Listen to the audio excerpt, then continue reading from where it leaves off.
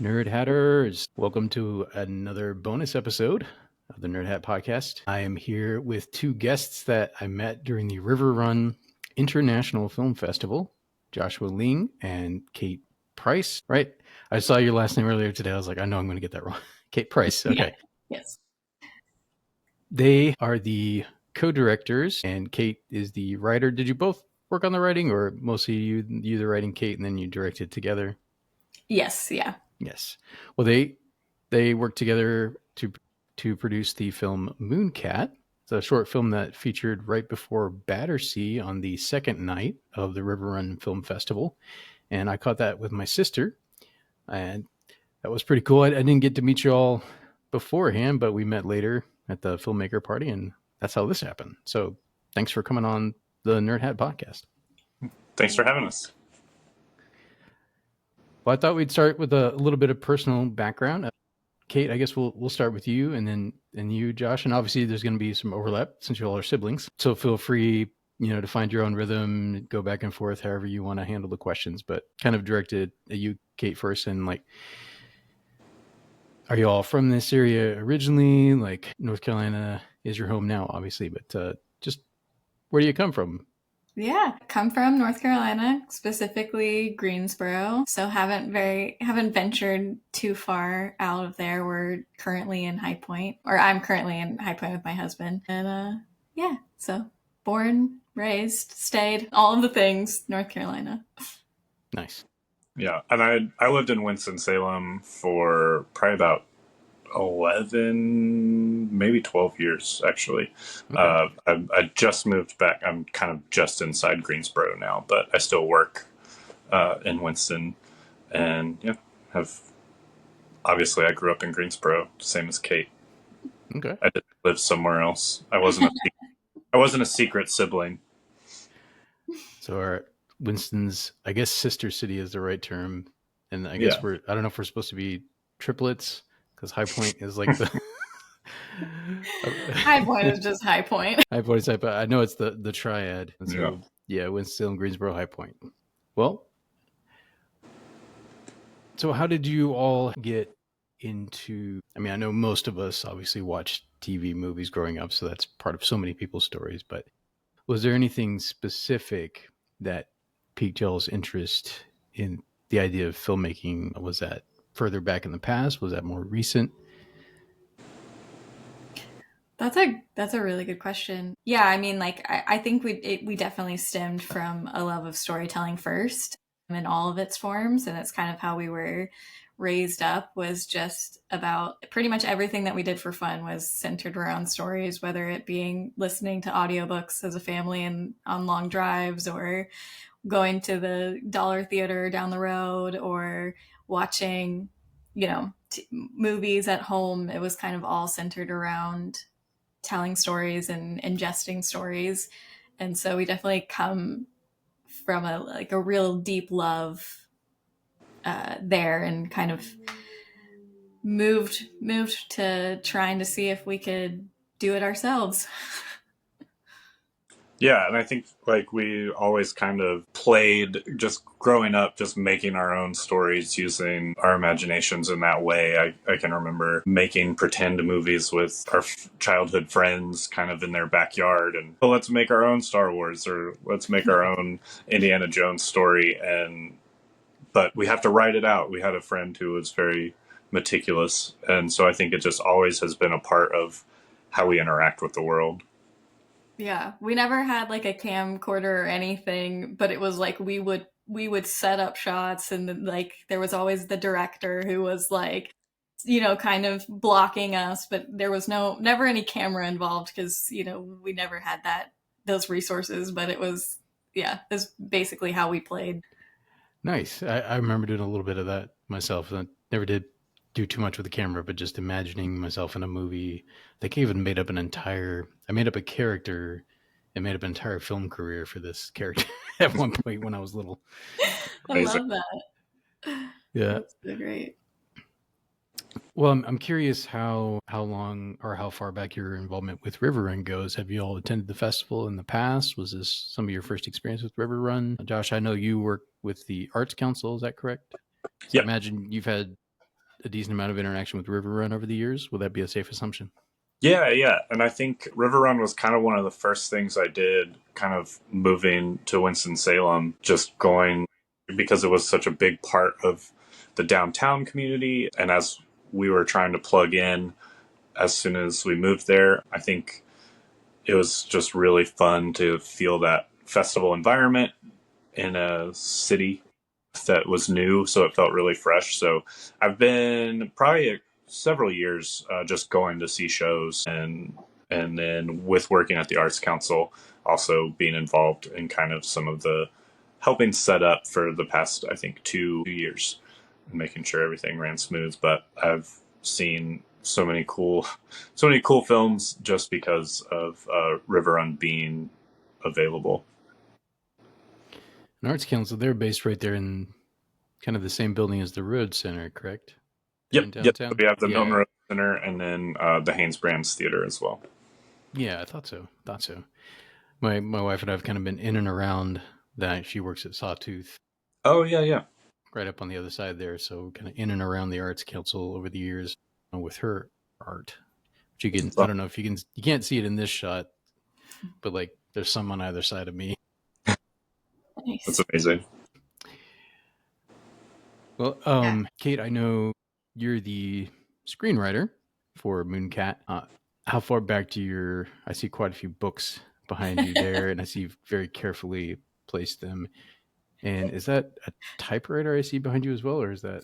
It is, yeah. Yes. Old Corona. Nice. Yeah, it doesn't work Doesn't work, technically, but hey, no, but that's an awesome. it awesome, could with more love than I have to give it, probably. Yeah, I think again, just kind of stemming out of love for ingesting stories and kind of trying my hand at telling stories. I think I've always been drawn to that, and Mooncat was kind of our just us getting together and saying, let's try it. Mm-hmm. So this Mooncat was my first screenplay, so okay. had no idea what I was doing, and just kind of we jumped into it, and yeah. Yeah, it was fun. I guess it's been about 5 years since we first started talking about doing this. And originally it was, I think, 2.5 pages of a montage story that No dialogue. no dialogue. We're just going to film it. And we're like, what if we filmed this and then just like put it up on Instagram or something? It's like, oh, yeah. Great, let's do that. And then it just kept growing because Kate really just cares about characters and finding ways to make those characters grow and come to life. And I think we spent so much time just like reading and talking about the characters, and then she would like we leave, and then she'd text me like, I have something to tell you. I wrote more, and there's a lot more dialogue now, and we need to get a beer and talk about it. And just kind of growing and evolving in that way, just in the way that we love talking about stories so much. We talked about this and in the same way, which really helped it grow into what it was, and the characters change and develop into more fully realized people. And I think Kate just did such an incredible job, one, being open to talk about them critically in some ways and also lovingly in others, and it be something that then she took back with her and grew again, which I think was just so fun and special. Yeah. It's really the process of Mooncat as a whole can really be boiled down to how we wrote it as well. It was incredibly collaborative, and that was kind of what we were going for. And so it really did just naturally progress and get bigger and bigger, starting, like we said, from that 2.5, 3 page thing that we were like going to shoot on a weekend and maybe throw up on YouTube or Instagram or something. And we're going to just, that was all it was going to be, to talking about the characters and what's motivating them. And I would just, I had so much fun talking about them. And then I would go home and just write another scene and then come back. And then we would just have that one scene, and then we would all talk about it. And at that point we had, our little sister Michaela, as well as another friend Desiree, who were kind of workshopping it with us as the two main characters. And so we would all just talk about it. So it would be, all four of us. And then I would go home so inspired by the conversations we had around these characters, and then write another scene and another scene and another scene until it ended up being the 22-minute short film that we ended up making. Yeah, that's pretty ambitious for a short film. I just, not that I speak from tremendous experience, but just looking at the ones I got to see at RiverRun, I saw maybe one or two others that were of that length. So yeah, that's getting more into like TV episode territory. So that's pretty good. Yeah, I think it's because we didn't know we were being ambitious. This was the first thing that we have ever done, and it was kind of very intentional about how we were making it, and everybody involved in the process had never done anything like this before, but we had all just wanted to. So we didn't know what we were doing, and we didn't know that what we were doing was crazy. That kind of helped and hurt in a lot of ways, but helped more so. Yeah, it definitely felt like there was an element of caring so much about the characters that we wanted their growth to be done justice in some ways, and then it turned into, well, we need to be able to see certain arcs, or else it doesn't work in some ways. And that's where we just kind of grew into this maybe a little bit more ambitious short than what we intentionally planned. But like Kate said, we didn't know any better. We did it because it felt like the right choice, which was, yeah, I think in the end it was for us. Well, what point did your two actresses come into play? Were they a part of the process and just like, all right, you're going to be the actors now, or did you do some auditions? Like how did that? Did you just have some friends who were into acting? You're like, hey, can you be in our movie? Like, what was it? Yeah.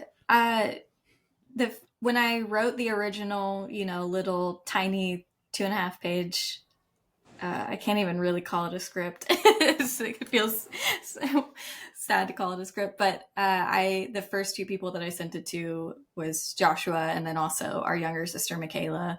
And so I had just sent it to her, and I was like, I wrote this. That was kind of it. She responded back like, I want to be Izzy. Like, I want to try it. Can I try? And I was like, absolutely. And then when I brought it to Josh, I was like, what do we do about Helen? Yeah. And then at the time I thought of my really, really good friend Desiree, who Kate mentioned earlier, who really kind of spent, I guess, like almost a year, like workshopping, maybe longer, I can't remember now, but workshopping and we would do table reads, and we would do like blocking stuff, and we would kind of work on scenes together. And as a part of that, like collaborative, let's find who these characters are and how it works with your voice, just because, yeah, she had never acted before either. And then some things happened, and she wasn't able to do the actual filming once it came time to film it. So then we were scrambling because we had already locked in dates. So we were trying to find someone to do that. And then I remembered my good friend Kat, who ends up playing Helen in the film. I remember that she had done some film work and some acting in college, and had done a little bit since then. And I just texted her and I said, hey, this is a long shot. We're shooting this in 2 weeks. Here's a script. I think you would be perfect, actually. And she ended up being great, and she read it and was like, I love this, and let me triple check that I can not do anything else for 5 days. and it worked out. It was crazy. We didn't know what we were going to do if that didn't work, and I think Kat just really came in and really embodied everything that we had worked on with Desiree, and how the character had grown so much, and all the love that Kate put into writing that character specifically, and then brought so much of herself to it as well, which I just, yeah, so many of her scenes are like, just make me cry thinking about him as an older sibling as well. Just, yeah, it felt like it was right. Yeah, and I was going to say that to clarify for our listeners. So Helen is the older sister. There's two sisters. Maybe for our listeners, we probably should give a little synopsis of the film. Probably should have done that to start with. I'll definitely put that in the description as well, just to include that. But maybe for our listeners, just kind of give an overview of the story of the film. So you have two sisters at the center of it, but how would you describe the story? Kate, how about you? I was waiting to see if you would jump in. Oh, Yeah, we kind of are like one sentence description is about two sisters who love each other very much and maybe not the most healthy ways, but through the course of this story take kind of one step into learning how to love each other in a more healthy way and loving them for who they actually are instead of just the roles that we can play for each other. But as far as like a synopsis go, it's a younger sister and who reaches out to her older sister needing to kind of be saved from a situation, and the sister swoops in as it comes to you come to realize is a not a this isn't a one-time thing, and they stay together for the course of like 2-ish weeks that this takes place. Through that, learning to who they really are, and not just who they are to each other, and moving through that. I don't know, Josh, it's no, hard to talk about sometimes. yeah, that's great. Yeah, and I think as they kind of have the hard conversations around the ways in which they're currently acting out certain roles for each other, they learn to just take one step back and kind of view themselves how maybe they want to be viewed, and then how they can view the other person in a more holistic and loving way. It doesn't end with them being fully there, but I don't think that's true to life most times anyway. So Yeah, we don't one have step closer to healthy. don't have full house endings at the end of Yeah. an episode in real life, at least not very often. In 22 minutes, let's solve this problem. Yeah. This lifelong problem. Yeah. So with Helen, like in the sisterly dynamic, Helen being the older sister, Izzy the younger, like you said, Izzy having some issues with a partner. I took it as domestic abuse situation, or at the very least, verbal emotional abuse situation that she needed to get away from. And I can imagine, and it seemed like maybe y'all tried to portray this in the film, that Helen feels a bit like the parent in that situation of like, oh, I've got to take care of my younger sister. And like she loves her sister and she wants to help, but is also frustrated having to. That's how I took it. Like, and I'm also an older sibling as well. I have two younger sisters. Yeah. But like, there have been seasons when I was growing up where I kind of had to be like a third parent, some by necessity. But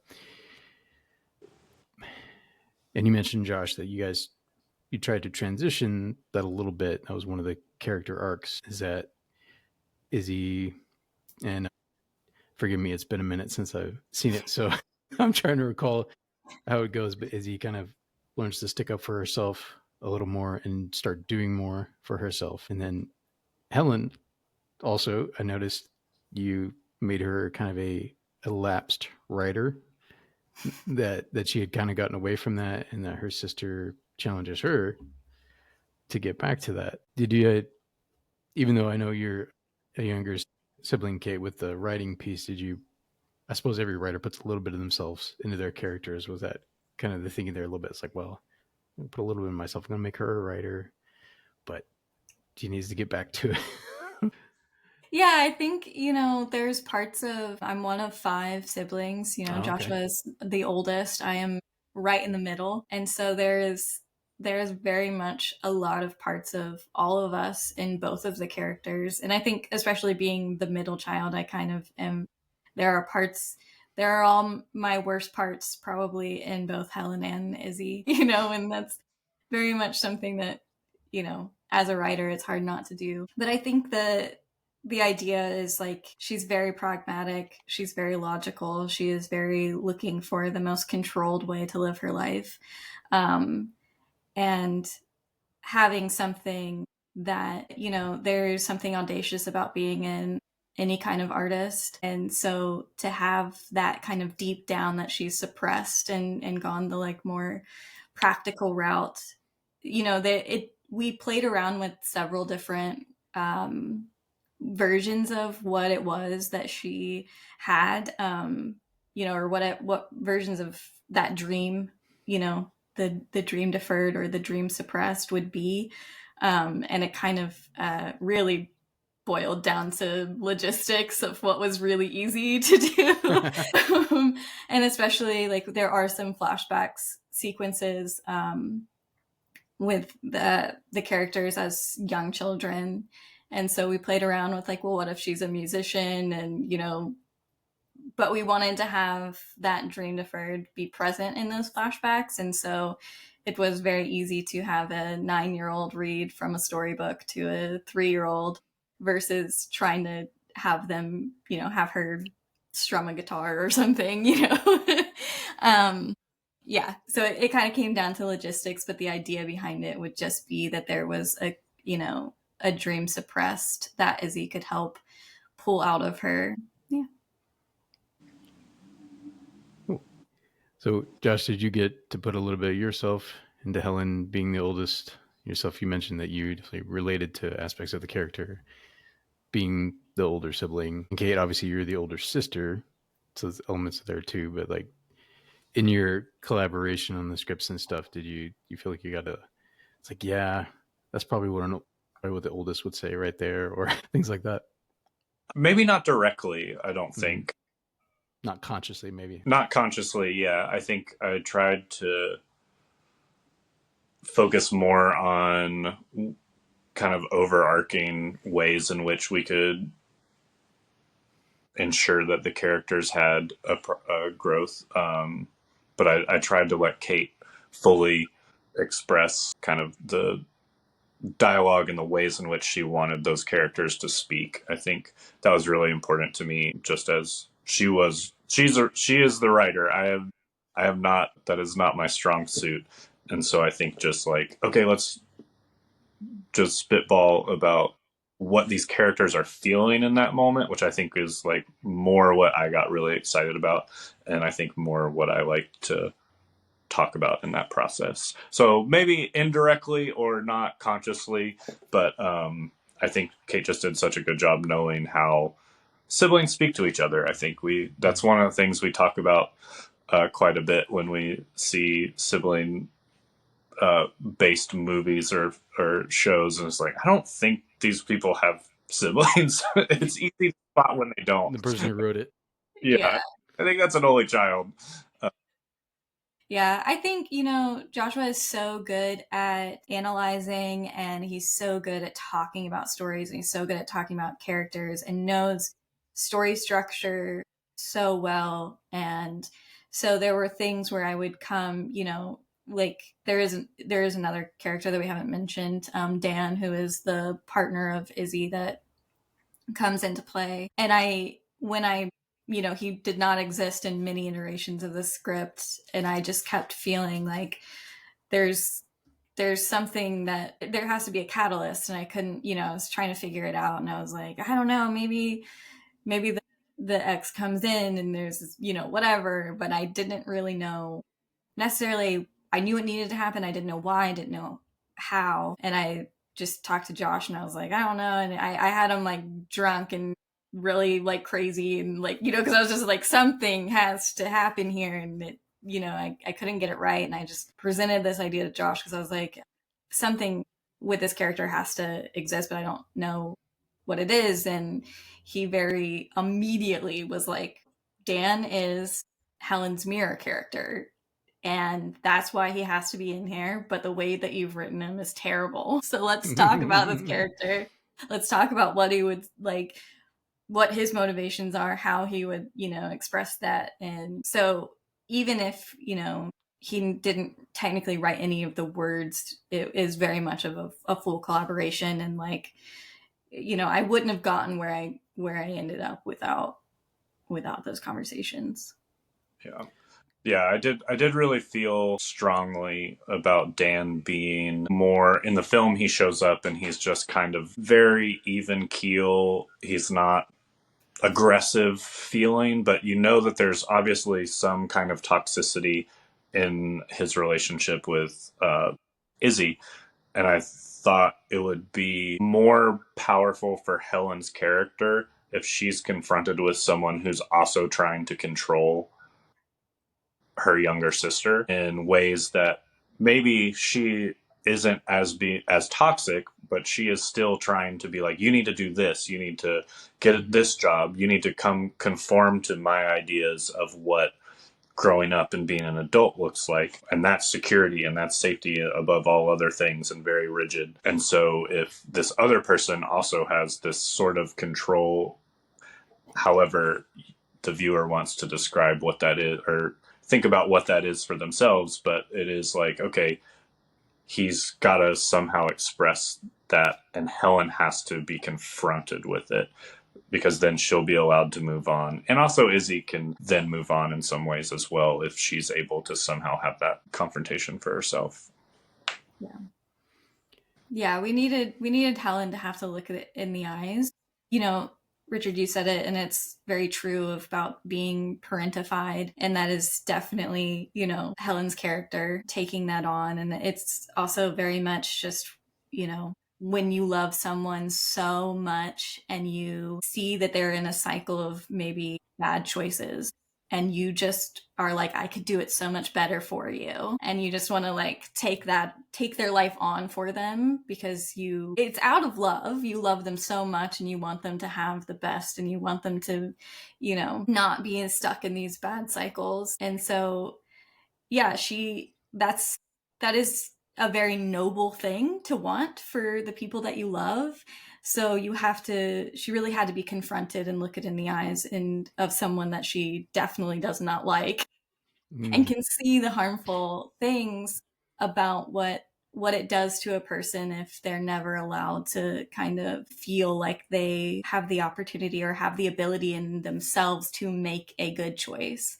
If their whole life it's just been, well, you're not going to make the good choice, so I'll make it for you. Like, what does that do to a person other than make them carry around that mythos about themselves, and also not really be able to do anything outside of that? So yeah, she had to stare it in the eyes.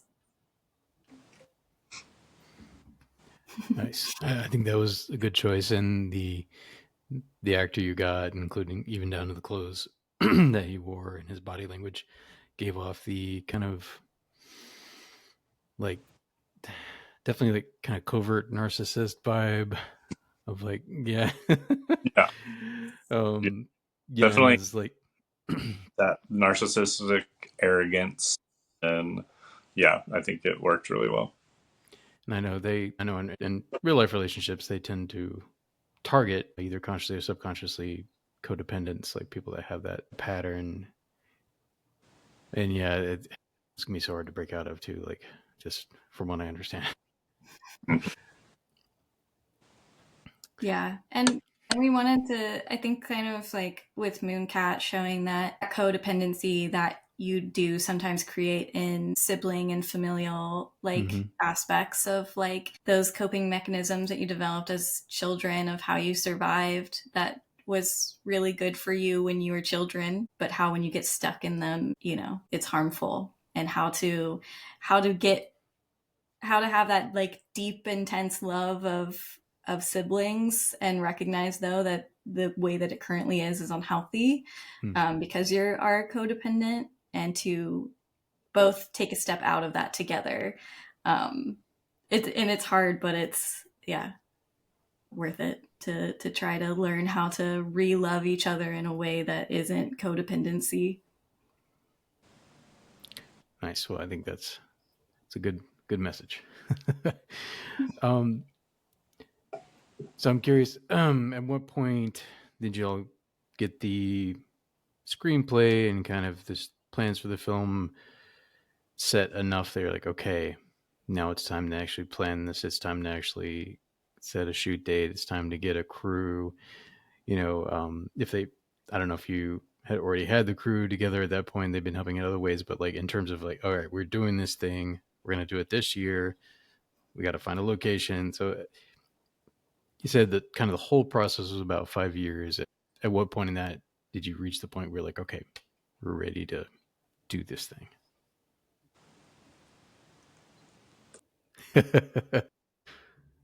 Extreme, I think, desperation to make sure that we completed it. I think we got to a point where it was like, okay, it's been written. we're at a good place with where we have it. We're not doing any more rewrites, mostly. And it's like, if we don't shoot it now, we won't. And so I think we just we said, okay, we're going to pick these days. We think we can get it done in 5 days, which was, again, for people that didn't really know how to do this, that was also incredibly ambitious. But we just said we have to. And it's, again, that feeling of like, okay, we started this because we wanted to create something so badly, and we've hit the point where we've done all of the easy parts and we haven't done the scary part yet. And if we don't just do the scary part, it won't ever happen, and that would be incredibly sad. So yeah, and then I think we knew that we would. I mean, Kate and I we're always gonna co-direct it together. And then we knew that her husband, Steven, does audio work for his job. I'm going to butcher this part. But so we knew that he was on board. We could talk him into it because he loves Kate so very much. And he also loves me because he loves Kate so much. And then Kate had two great friends from Portland that are now two of my great friends that I think she jokingly said, "Hey, do you want to come and do this?" And they bought plane tickets from Portland, and we're like, "All right, we're coming, and we'll crew." And Nice. that was kind of our crew. And then my sister's fiance, Chris, was also there holding boom mics, and Kate and I were all the camera opping and photography, and it was just like, that was our crew. Yeah, it was very much like what we talked about with being kids playing, and all of us just said, let's do this. My husband, like Joshua said, like does sound mixing, so he was a professional, but none of the rest of us are or were. But I think part of that was really intentional from our point of view of like, one, to just be completely honest, this was a zero budget film. Everything that we used was things that we already owned. There was a few things that were like lent to us that we borrowed from friends, but all of the cameras, all of the lighting equipment, all of the grip, most of the sound equipment, all of it was, we had to use what we owned, or we figured out a different way to do it. So it was very much just this homegrown thing of and it was the great experiment. Like, had this group of friends just make something, and we had no idea if we could. But every day we came to set, and we were like, well, let's try it again today. We got something last time, so maybe it'll work again. And so our crew was just our friends, and again, people. So professionals in their own world, most of them in audio, but not ever having been on set before. And yeah, so we were learning how to light a scene as we were lighting the scene to capture, which is an interesting way to do it. It's maybe not necessarily recommended if you have any other way to do it, but there is something to say about a ragtag group of friends stepping up to the plate and trying to hit a ball. So yeah, it was, there's something so like family oriented about the way that we even created this too, where it felt like everybody was there just to make something, and it was very stressful at times. It was really hard at times. It was long days at times, and tiring and exhausting. But everyone was still just like, oh, what if we did this? Would this work? What if, if you shot it this way, that might be cool. Let's try that one time. And it was just this very collaborative effort. And it really made things stand out in a way that I think if we just hired people we didn't have money to hire anyone, but it just felt like, this might not be the correct way to do it, but we're going to do it this way because this makes sense to us, and then we'll figure out the right way as we go. And then while Kate and I were editing, we found the wrong ways more often than not. Yeah, it's like this was day one, I think. Yes, I think when we did it right, it was because we stumbled into it, maybe. But it It was was a still great way to such learn. a fun experience. And yeah, I mean, our it makes me laugh every time I watch the credits roll and see, on the crew there's 6 names and 3 of those are in the audio department. So it's really fun, but it just you know it felt a little bit like summer camp, and it felt like playing. It absolutely felt like playing. I think there wasn't a phrase I said more that week than okay, let's try it. Hmm. Someone had an idea, let's try it. Did it always work? No, most of the time it didn't, but a lot of times it led us down the path to something that did work. Mhm. But yeah. That's really cool.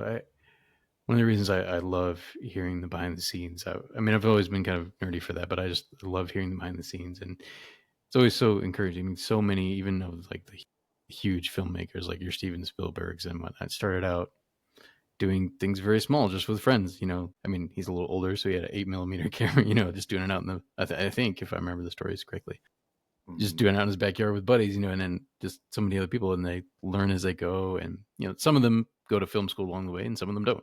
It's like I don't think James Cameron, as far as I know, ever went to film school. I could be wrong about that, but I think he just kind of learned on the job and worked his way up, so to speak. And then at some point you just gotta grab it by the horns and like we're doing this. So Yeah.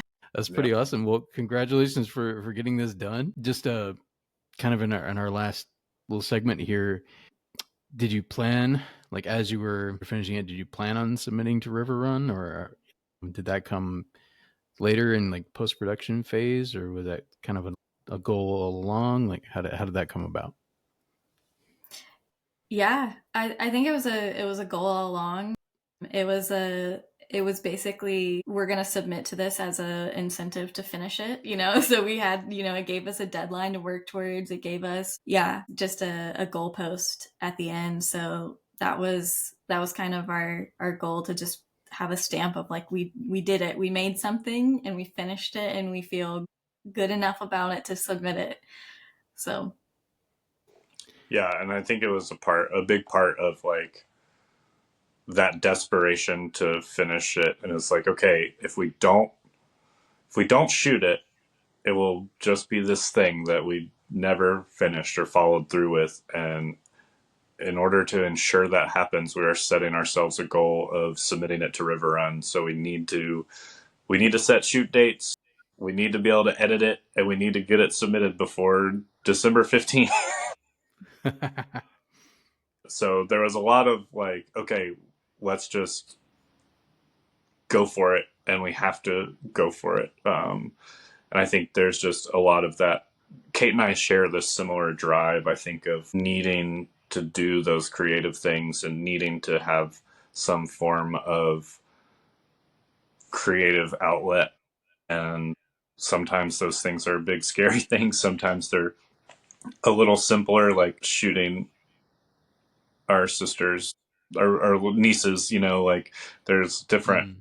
levels to it, but this was something that just felt like it had to happen. And a good way to force ourselves to do that was to give deadlines and hope that it would be accepted, because I think even if it wasn't accepted, it still would have been such a great thing, and we were so excited when it was done. And when we finished the edit, it felt like all of this was definitely 100% worth it, even if that little edit that we watched on Kate's TV was all that ever happened with it would have been enough. Hmm. I love that. Art for art's sake, right? Love the yeah, process, or do it for the process, I guess. Yeah, absolutely. Big proponent for doing it for the process. 1,000. And I think that's where I know when you're trying to do it for a living, there's always the tension, and even the bigger filmmakers talk about this, and the actors and whatnot. There's the tension of like, well, I need to make something that'll make money. So I know some people, they have to alternate between the moneymaker and the passion project, as it were. Um, but yeah, like one of the things I loved about River Run was getting to see just so many of those passion projects that people had made, some in similar ways to y'all, like with like no budget, and we're making it together. some in film school, some with a budget. I mean, just all over the place. But just seeing the love that people pour into that has been really encouraging. So zooming forward to where we almost met, we were in the same theater together. How did it feel seeing it? Was that? I mean, I'm assuming that's the first time you'd seen it up on a big screen. So how did that feel?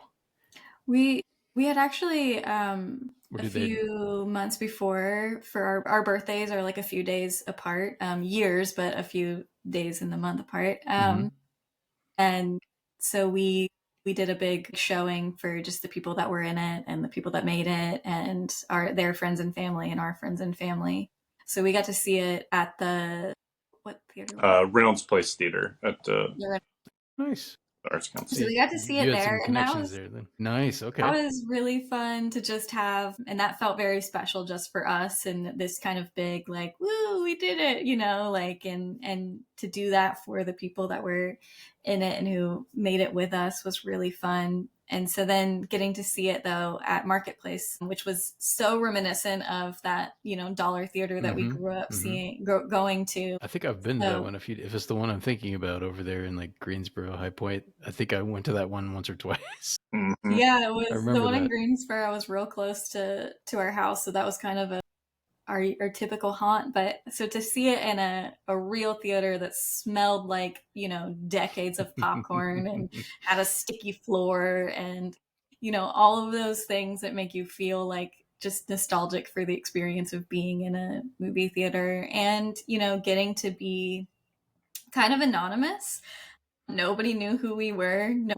It was so cool getting to be screened in front of Battersea, and so a lot of people were for that film, and it kind of felt like we were just like sneaking in the in the front half, and just getting to kind of like sit back and hear. I think hearing laughter at some of the parts that, you know, that were maybe a little funny. They thought they were funny. I don't, you know, like I was like, oh, okay, this is pretty cool. Like we got to experience seeing our film with other people seeing it, and their natural reactions to it was really fulfilling.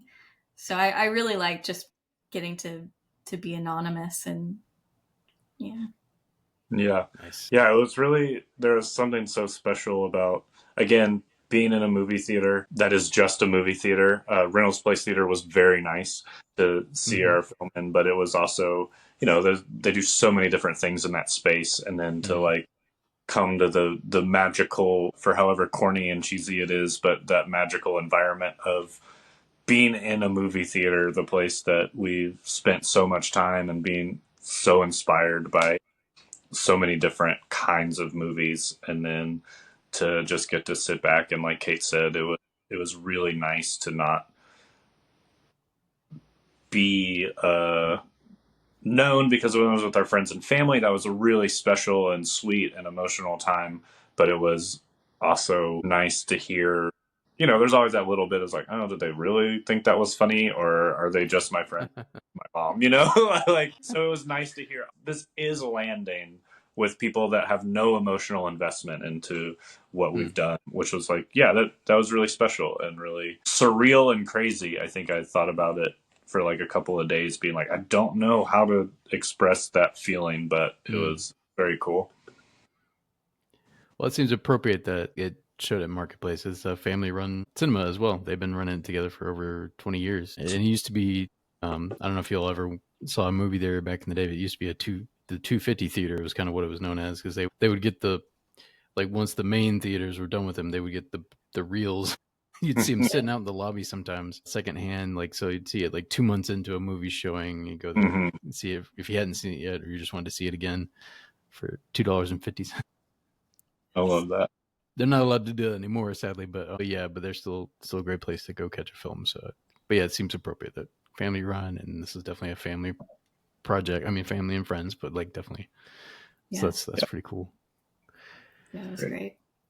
Well, is there a future for the film? Do you all plan to, or have you already, maybe I missed it, but have you put it up on YouTube? Do you have any plans for doing anything with it further? Submitting to other festivals, maybe?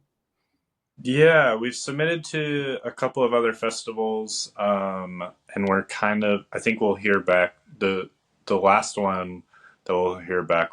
The notification date, that's the word I'm looking for. The notification date is about the early June. So we're holding off on putting it out online until we hear back from them. But then, we'll probably just put it up so that everyone can see it. There you go. Well, cool. Well, we'll hopefully, fingers crossed, you'll get accepted. That'd be really cool.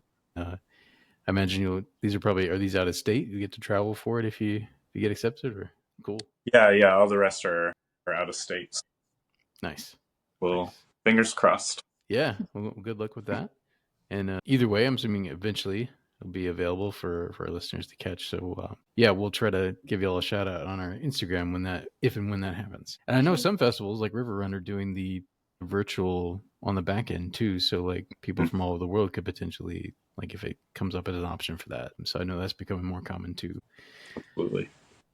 All right. Well, Kane, Josh, it was nice to meet you and get to know you all a little bit better through this interview. Thank you for coming on to the Nerdhat podcast.